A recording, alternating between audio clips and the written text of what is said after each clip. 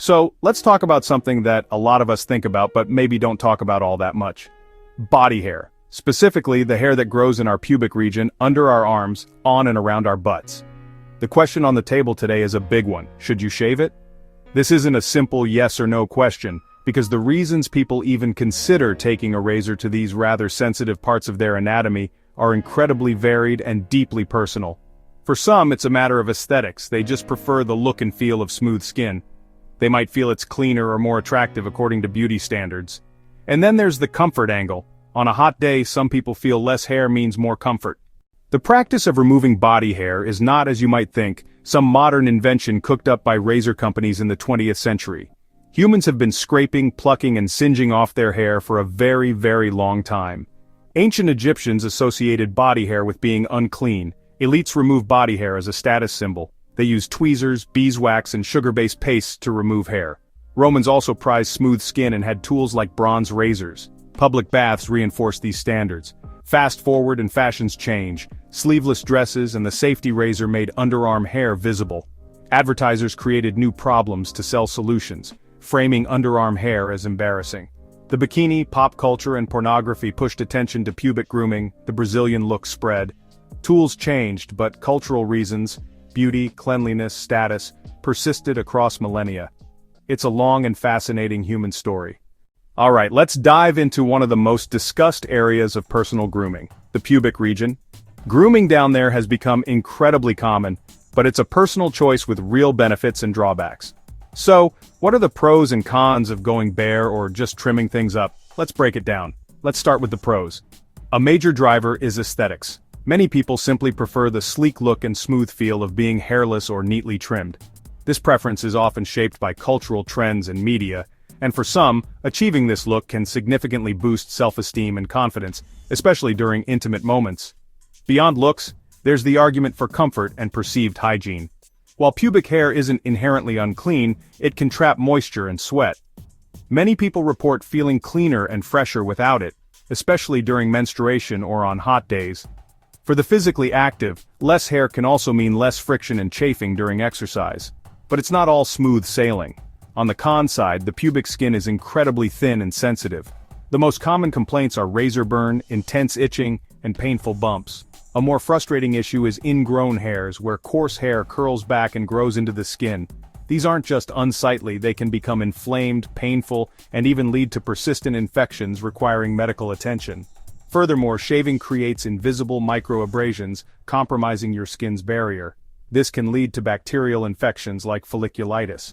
Critically, these tiny cuts may also increase the risk of contracting certain STIs. Remember, pubic hair serves a biological purpose. It's a natural cushion that reduces friction and helps trap pathogens.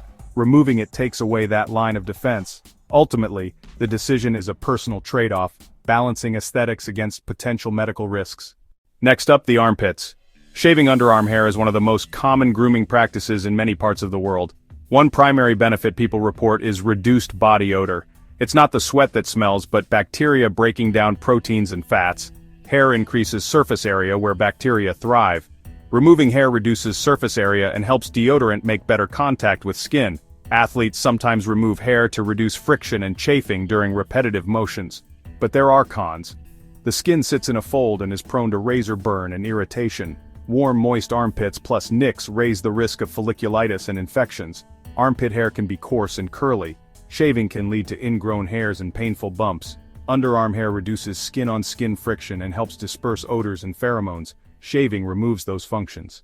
And now, we venture to the final frontier of personal grooming, the butt. It's a sensitive topic, both literally and figuratively. We're covering the buttocks themselves and the delicate perineal area between the cheeks. This contoured landscape is key to understanding the risks involved. The motivations are familiar: aesthetics, personal preference, or the pursuit of feeling completely groomed. Hygiene is also frequently cited. The theory is that hair traps moisture and fecal matter, and many feel removing it makes cleaning easier and contributes to a fresher feeling.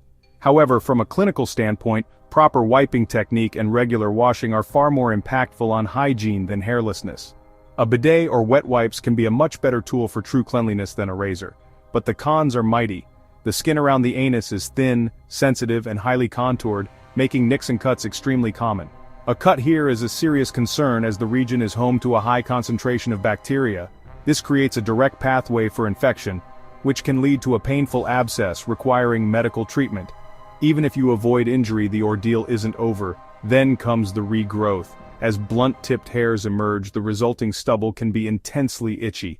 This stubble creates constant friction, causing chafing between the cheeks. This can lead to red irritation and folliculitis or button, a recipe for persistent discomfort. For many, the brief smoothness isn't worth the week of itchy regrowth. If you're set on hair removal here, consider safer alternatives. Trimming is much lower risk, while professional waxing or laser hair removal offer longer-lasting results without the razor's daily risks. The choice is yours, but it demands caution. Let's tackle common myths because there is a lot of misinformation out there.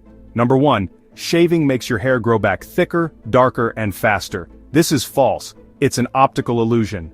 Shaving cuts a blunt tip. Hair feels coarser as it grows, but the follicle hasn't changed. Think mowed grass. It looks thicker at the top, but the blade is the same. Myth 2, hairless equals more hygienic. A half-truth. Removing hair can reduce odor, but hair also protects, and shaving creates micro-abrasions. Cleanliness is about washing. Being hairless doesn't automatically make you healthier. Lastly, you don't have to shave to be attractive. Beauty standards are cultural constructs. Many people find natural body hair attractive. Attractiveness is subjective and varies across cultures. Deciding to shave is a personal choice, and if it's right for you, your top priority must be safety. A hasty shave can lead to nicks, razor burn, and even skin infections. It's not just about removing hair, it's about caring for your skin in the process. First, you can't just take a dry razor to your skin. The golden rule is to prepare the area by starting with wet, warm skin.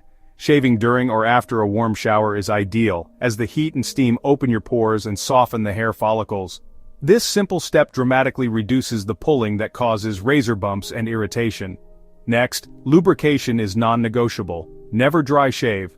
Always apply a quality shaving cream, gel, or oil. A good lubricant creates a protective barrier between the blade and your skin. This allows the razor to glide smoothly, cutting the hair cleanly without scraping your skin's top layer, which is what leads to that painful, stinging sensation. Your tool and technique are equally important. Always use a sharp, clean razor. A dull blade tugs at the hair instead of cutting it, causing irritation. Rinse your blade after every stroke and replace it after 5 to 7 shaves. When you shave, gently pull the skin taut and move the razor with the grain, in the direction your hair grows. Shaving against the grain might feel closer, but it significantly increases the risk of nicks and painful ingrown hairs. Finally, aftercare is crucial. Rinse the area with cool water to help close your pores, then gently pat dry with a clean towel. Don't rub. Immediately apply a soothing, alcohol-free moisturizer to rehydrate the skin. For the next few hours, wear loose clothing to avoid friction. Following these steps will leave your skin feeling healthy and smooth, turning a chore into a true self-care ritual. Shaving isn't the only option. It's cheap, accessible, and quick, but temporary. Alternatives have different pros and cons. Waxing, depilatory creams, laser, electrolysis. Waxing removes hair from the root. Results last 3-6 weeks and regrowth can be finer, but waxing is painful and can irritate. Depilatory creams dissolve hair below the surface, painless and easy, but chemicals can irritate. Patch test first. Laser and electrolysis offer long-term or permanent reduction. Effective but costly, require multiple sessions and may not suit every skin hair type. Pros, longevity. Cons, expense, time, possible discomfort, and variable effectiveness. Weigh cost, pain, convenience, and your tolerance for maintenance when choosing an option. So after all this talk of history, hygiene, ingrown hairs, and cultural pressure, should you shave? There is no right or wrong answer, no moral or medical imperative. Make a decision that feels authentic for your comfort, preferences, and values, not someone else's. Whether you shave, wax, trim, laser, or do nothing, your comfort and health come first. You do not owe anyone a hairless body. Choose with information, care, and autonomy. If you found this helpful, explore more. And do what makes you feel at home in your skin.